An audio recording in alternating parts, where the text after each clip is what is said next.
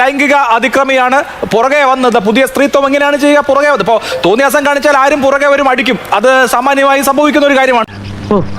ഭയങ്കരം തന്നെ.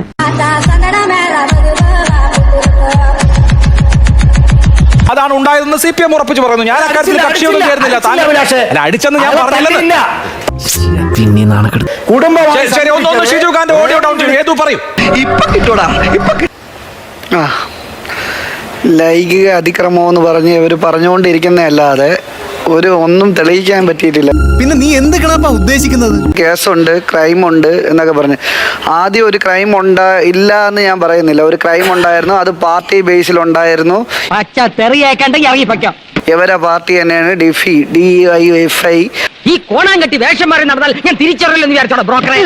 അവിടെ നേമം മണ്ഡലത്തിലെ ഒരു പയ്യനുമായിട്ട് അടിയായി, അങ്ങനെ ബഹളമായപ്പോൾ അവന്റെ സഹോദരിയാണ് അവരെ പീഡിപ്പിച്ചു എന്നും പറഞ്ഞു, അവരെന്തോ കാണിച്ചു എന്നും പറഞ്ഞു. ഇതേ സെയിം കഥ തന്നെയാണ് ഇവരവിടെയും പറഞ്ഞത്. അതിനെക്കുറിച്ച് നീ ഇങ്ങനെ വഴിക്കെ കാണുമ്പോഴൊക്കെ എന്നോട് ചോദിച്ചോടാ. അതുകൊണ്ട് പൊതുവായിട്ട് ഇവരെ പാർട്ടി മൊത്തം ലൈംഗിക അതിക്രമത്തിന്റെ ആൾക്കാരാണെന്നുള്ളത് എനിക്കിപ്പോ മനസ്സിലായി. നീ പറയുന്നത് സത്യമാണോടാ? അങ്ങനെ ചെയ്തിട്ടില്ലെന്നുള്ളത് കോടതി വരെ തെളിയിച്ചാണ്. പിന്നെ ഇദ്ദേഹം പറയും പോലെ എനിക്ക് ഇദ്ദേഹത്തിന് തെളിയിക്കേണ്ട കാര്യമില്ല. ഒന്നാമത്തെ കേസ് നല്ല സത്യസന്ധന്മാരായിട്ടുള്ള പാർട്ടിക്കാരാണ്, നല്ല സ്വഭാവമുള്ള ആൾക്കാരാണ്, എല്ലാം നല്ല ആൾക്കാരാണ്. എനിക്ക് നാണമില്ല കുഞ്ഞപ്പ. നാണം എന്ന് പറഞ്ഞ ഉൾപ്പ്.